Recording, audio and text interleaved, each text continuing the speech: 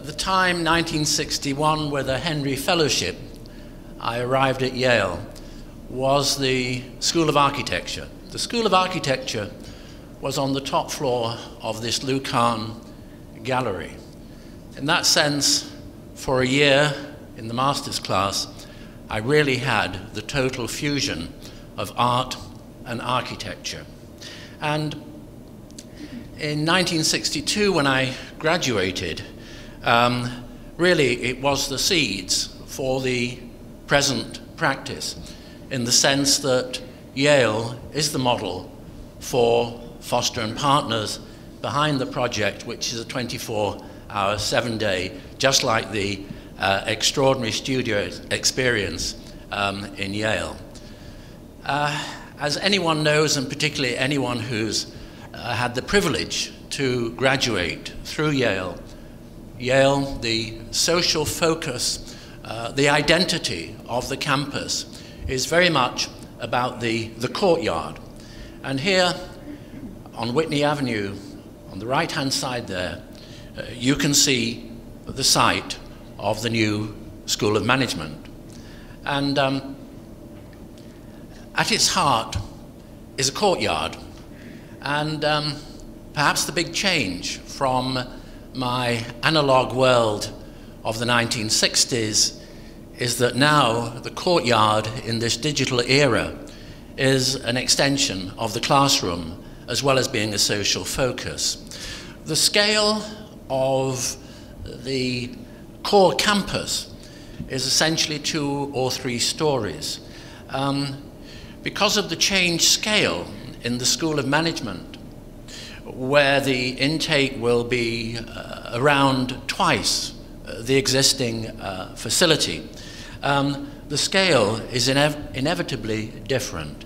It's much more around 5 stories and around the social focus of a courtyard. In that sense, very traditional, but in terms of a building inspired by innovation and flexibility for future.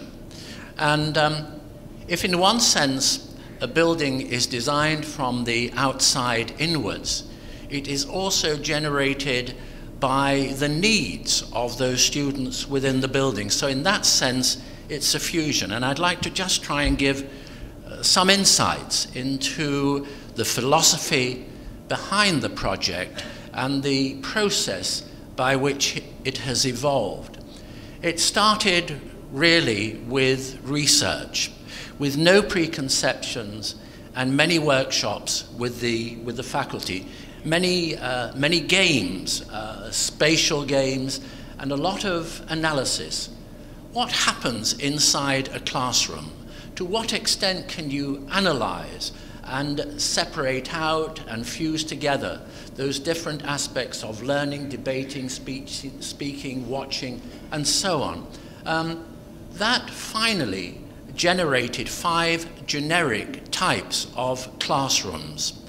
And how can I say, developing from that are 16 different classrooms, but the 5 generic types. And if we take the lecture style board-focused one, just to give an example of that, then through that process of analysis, we can determine the size, the proximities, and do a visualization. But a visualization, computer-generated, will only tell you so much. And with a very real belief in full-size mock-ups, you can see here the way in which, in the design process, working with the faculty, we would mock up these spaces full-size. Because in the end, the computer can only get you some way towards that kind of reality. So here, if we look around the courtyard to the south, we can see those classrooms clustered. And then the spaces outside of the classrooms, the interaction spaces, these are equally important in terms of the way that ideas develop through different activities which are separate from the formal activity of a classroom. And this is really, in a new scale, the equivalent of the so-called Hall of Mirrors in the existing School of Management, so called because of that backdrop of the mirror wall. And this is the space, as it were, the breakout space related to the classrooms. So outside of the classroom, if you start to analyze the kind of activities of gathering, relaxing, meeting, debating, studying, reading, writing, researching, and so on, what kind of spaces will best further those needs? And in this building, there is an auditorium for 350 people, and that curved wall is the outer curved wall to the south. And at the left-hand side, you can see that it also has a contact with the courtyard. So in this digital world, this is very much, how can I say, a traditional building, in the sense that it's very much about communication and an architecture which will encourage that communication, an architecture of light, of transparency, of welcoming.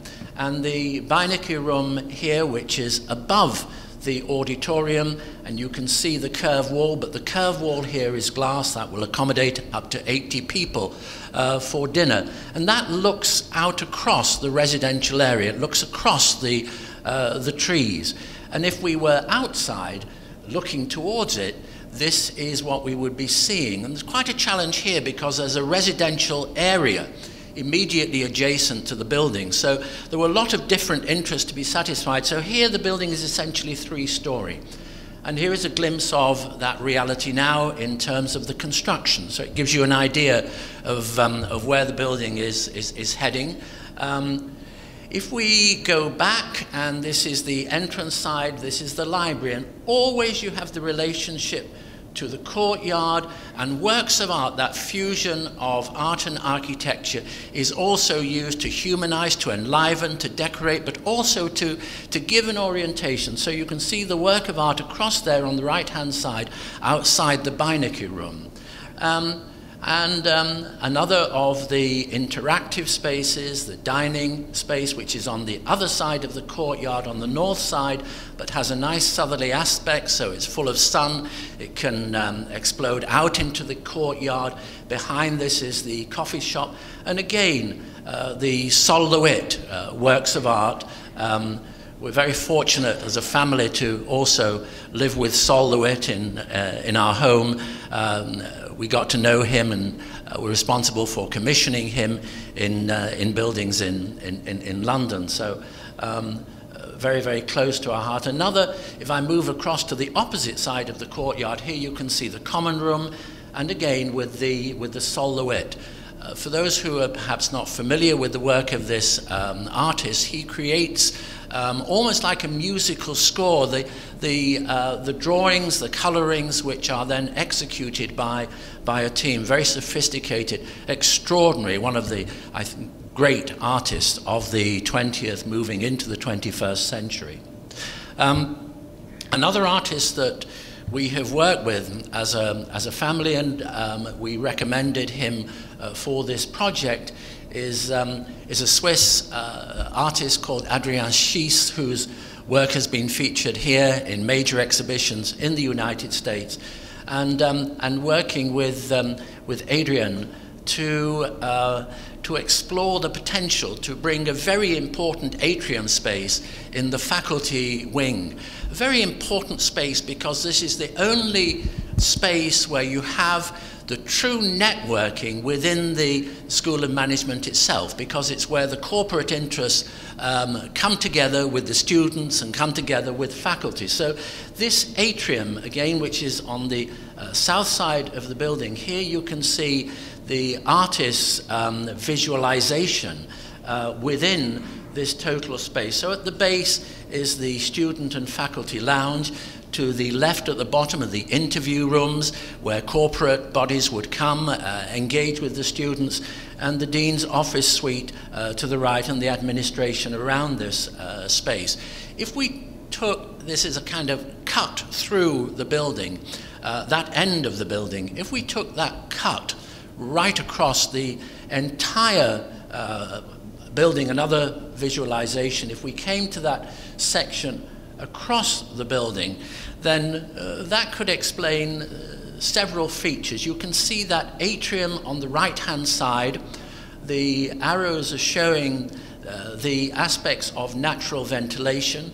You can see the courtyard at the heart. The parking is buried 2 levels below grade. And if you could read the fine print, it would tell you that this is has a very sustainable agenda. It's reducing energy, it's not moving large quantities of air to cool or heat.